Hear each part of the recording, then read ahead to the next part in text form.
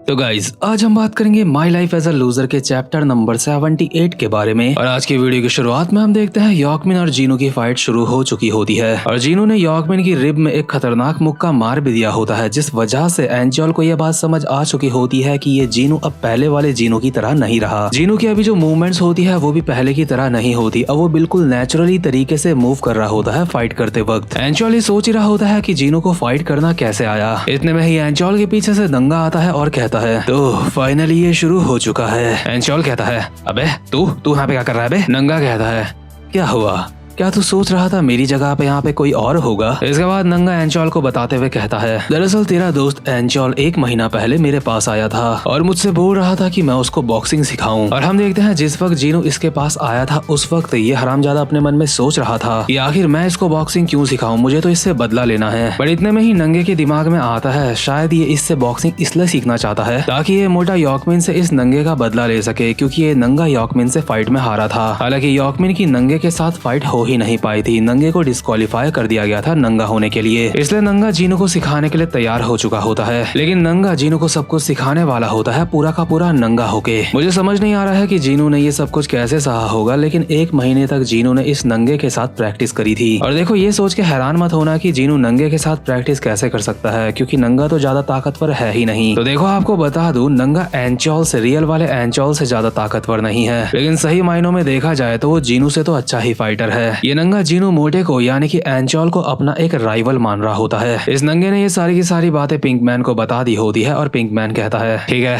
मैंने सब सुन लिया, अब यहाँ से दफा हो जा। एंजल को भी ये बात समझ नहीं आ रही होती कि अगर जीनू ने 1 महीना इस नंगे के साथ प्रैक्टिस कर भी ली है तो उसके बावजूद भी इतना काफी नहीं होगा यॉकमिन को हराने के लिए। लेकिन इन सारी बातों के बावजूद भी जो जीनू होता है वो रिंग के अंदर यॉकमिन के मुंह पे मुक्के बजा रहा होता है, साथ ही साथ में यॉकमिन के मुंह पे एक स्पिनलेस किक भी मारता है। एंजल क्लब सोचने वाली बात ये होती है कि नंगे के साथ तो जीनू ने बॉक्सिंग की प्रैक्टिस करी थी, तो ये वाली लात उसने कैसे मार दी। इसलिए अभी हम जीनू को देखते हैं जो कि अपने मन में बोल रहा होता है ये बात मुझे भी अच्छी तरीके से पता है कि मैं इतना ज्यादा स्किल्ड इंसान नहीं हूँ, चाहे मैं कुछ भी कर लूँ मैं असली एंजल जैंग नहीं बन सकता, वो काफी ताकतवर है। लेकिन अगर ऐसी बात है तो मैं खुद को इम्प्रूव करने के लिए और क्या कर सकता हूँ। इसके बाद हमें दिखाया जाता है जो जीनू मोटा होता है वो एंजल के नंबर 1 के 4 स्लेव्स के पास भी गया होता है 1 मंथ पहले, और उन चारों स्लेव्स को कहा होता है कि तुम्हें जितना कुछ भी आता है मुझे सिखाओ, मेरे साथ ट्रेनिंग करो। पहले तो ये चारों स्लेव ये सोचते हैं कि एंजल इनके साथ मस्ती करने के लिए आ रखा है, लेकिन जीनू इन बंदों को बिल्कुल सीरियसली अभी सब कुछ बोल रहा होता है और इनसे तहे दिल से माफी भी मांगता है जो कुछ एंजल ने इनके साथ किया था उसके लिए। हालांकि ये लोग एंजल से बहुत ज्यादा चिड़े हुए होते हैं, लेकिन जीनू इनसे बहुत ही प्यार से बात कर रहा होता है, इसलिए जैसे तैसे ये लोग जीनू मोटे की बात मान चुके होते हैं। अब माने कैसे हैं ये हमें नहीं बताया जाता ठीक से। और प्रेजेंट मोमेंट वाली फाइट में अभी हम देखते हैं जीनू ने यॉकमिन के ऊपर विंग चुन टेक्निक से अटैक ही अटैक कर रखे होते हैं, और आपको पता होगा एंजल का एक स्लेव यही फाइटिंग स्टाइल का इस्तेमाल करता है। जीनू को यह बात अच्छी तरीके से पता होती है कि वो कोई नेचुरल फाइटर नहीं है, इसलिए उसे जहाँ से जो कुछ मिले उसे वो सीखना होगा, और उसने वही करा होता है। यानी कि जीनू ने 1 महीना जी तोड़ प्रैक्टिस करी होती है, जितने लोगों से भी वो सीख सकता है उसने सबसे सीखा होता है। साथ साथ में एंजल के स्लेव थे वो जीनू को सिखाने के नाम पे उसके ऊपर अपनी सारी की सारी फ्रस्ट्रेशन निकाल रहे होते हैं जो उनको एंजल जैंग के ऊपर होती है, और जीनू ने उनके सारे के सारे अटैक्स को 1 महीने तक सीखने की कोशिश करी होती है। और जीनू उन सारी की सारी टेक्निक्स के साथ यॉकमिन के सामने खड़ा होता है उससे फाइट करने के लिए। ये बात एंजल को भी पता चल चुकी होती है और एंजल को काफी ज्यादा शर्मिंदगी महसूस हो रही होती है कि जीनू उन गधों से कैसे सीख सकता है, वो तो बहुत कमजोर हैं। एंजल सोच रहा होता है कि अगर उसे पता होता कि जीनू उन गधों से सीखने के लिए जाने वाला है तो एंजल खुद ही उसे सिखाता अच्छी तरीके से, लेकिन एंजल को ये बात भी पता होती है कि गलती एंजल की ही है। एंजल ही आसान रास्ता चुन रहा था क्योंकि उसने यॉकमिन को कहा था हारने के लिए। एंजल को लग रहा था चाहे वो जीनू को कितना भी सिखा ले उसके बावजूद भी वो यॉकमिन से हार जाएगा, इसलिए उसकी गलती है यहाँ पे, उसको ऐसा लगता है। बट अब तक जो जीनू यहाँ पे सीखा है वो सब काम आ रहा होता है। उसने यॉकमिन के ऊपर लगातार विंग चुन से अटैक ही अटैक बजा रखे होते हैं, साथ में ही यॉकमिन के ऊपर एक टैकल अटैक करके उसको जमीन में गिरा देता है और उसके ऊपर बैठ जाता है। और इस चीज से एंजल को समझ में आता है कि जीनू सिर्फ उन लोगों की टेक्निक का इस्तेमाल नहीं कर रहा है जो वो गधे थे। दरअसल जीनू यहाँ पे असली एंजल की टेक्निक का भी इस्तेमाल कर रहा है और ये उसी की टेक्निक है। जीनू ने यॉकमिन को जमीन में गिरा दिया होता है और उसके मुंह पे मुक्के ही मुक्के बजा के उसका मुंह फोड़ने वाला होता है। लेकिन इसके बाद सीन शिफ्ट होता है और हम देखते हैं उस समय का सीन जब यॉकमिन को पिंकमैन ने झूठ कहा था कि वो बीमार है, इसलिए यॉकमिन एंजल को फाइट में जीतने दे। दरअसल यॉकमिन उस समय एक्टिंग कर रहा था पिंकमैन की बात मानने की, क्योंकि यॉकमिन को पता था कि पिंकमैन झूठ बोल रहा है। यॉकमिन को समझ नहीं आ रहा होता है कि पिंकमैन ऐसा झूठ बोल के फाइट क्यों जीतना चाहता है। इसलिए यॉकमिन के मन में ये बात आती है कि शायद सच में एंचॉल वैसा ही होगा जैसा लोग एंचॉल के बारे में बात करते हैं, यानी कि एंचॉल एक नंबर का हरामखोर होगा जो बिना मेहनत करे जीतना चाहता है और इसीलिए पिंकमैन उसका साथ दे रहा है। लेकिन यॉकमिन के लिए कंफ्यूजन वाली बात यह होती है, जब उसने एंचॉल को देखा था रिंग में मार खाते हुए, उस समय एंचॉल एक्टिंग नहीं कर रहा था, उसको पता होता है, देख के ही उसे समझ आ जाता है। और एंचॉल जैसा कमजोर इंसान पिंकमैन को कैसे अपने साथ मिला सकता है, उसे ये भी समझ नहीं आ रहा होता है। लेकिन एक बात यहाँ पे पक्की होती है कि यॉकमिन को उन लोगों से काफी ज्यादा नफरत होती है जो लोगों का इस्तेमाल करते हैं। और क्योंकि यॉकमिन अब पहले से ज्यादा ताकतवर हो चुका होता है, इसलिए उसने खुद से वादा करा होता है कि वो कभी भी बुरे लोगों की चाल में नहीं फंसेगा। चाहे कुछ भी हो जाए, वो बुरे लोगों को खुद से आगे नहीं जाने देगा। वो सोच रहा होता है एंचॉल और पिंकमैन शायद उसको नीची नजरों से देख रहे होंगे। एंचॉल और पिंकमैन शायद उसका बेवकूफ बना के बहुत ज्यादा खुश हो रहे होंगे कि इस गधे का उन्होंने बेवकूफ बना दिया। और यही चीज यॉकमिन को बर्दाश्त नहीं होती, इसलिए वो जीनू से रिंग में सीरियसली फाइट कर रहा होता है। हम देखते हैं जीनू जैसे ही यॉकमिन के मुंह पे मुक्का मारने वाला होता है, यॉकमिन जीनू का मुंह पकड़ के उसके ऊपर अपना सर मार देता है, जिस वजह से जीनू की नाक से खून निकलने लगता है और उसको पीछे हटना पड़ता है। पर जैसे ही जीनू पीछे हटता है तो यॉकमिन उसको पीछे से पकड़ लेता है और एक लॉक दे देता है। यॉकमिन अभी जीनू को हराने के लिए काफी ज्यादा डेस्परेट होता है, क्योंकि वो कभी भी ऐसे लोगों से हार नहीं मान सकता जो लोग दूसरों को बुली करते हैं, जो लोग दूसरों के मजे लेते हैं। और ये जो यॉकमिन जीनू के ऊपर अटैक मार रहा है, एंचॉल के मुताबिक अगर इस अटैक को कोई किसी के ऊपर सही तरीके से मारे तो 7 सेकंड के अंदर कोई भी बंदा बेहोश हो सकता है अगर किसी के ऊपर ये ठीक से पड़ जाए। इसलिए एंचॉल ने जीनू को पहले ही कहा था कि किसी को भी खुद को इस तरीके से पकड़ने मत दियो, क्योंकि अगर किसी ने तुझे इस तरीके से पकड़ लिया तो तू समझ जाइयो तू हारने वाला है। और अभी यही बातें सोचते हुए इस तरीके से पकड़े जाने की वजह से जीनू के पसीने छूट चुके होते हैं। जीनू शुरुआत के कुछ सेकंड तो छटपटाने की कोशिश कर रहा होता है, लेकिन धीरे धीरे करके उसकी ताकत खत्म हो रही होती है और धीरे धीरे करके उसकी आंखें भी यहाँ पे सफेद पड़ने लगी होती हैं, जिसका मतलब ये है कि वो अनकॉन्शियस होने वाला है। ये चीज अभी सबको दिख चुकी होती है, इसलिए यहाँ पे अनाउंसमेंट हो रही होती है। क्या ये एंचॉल जैंग का अंत है?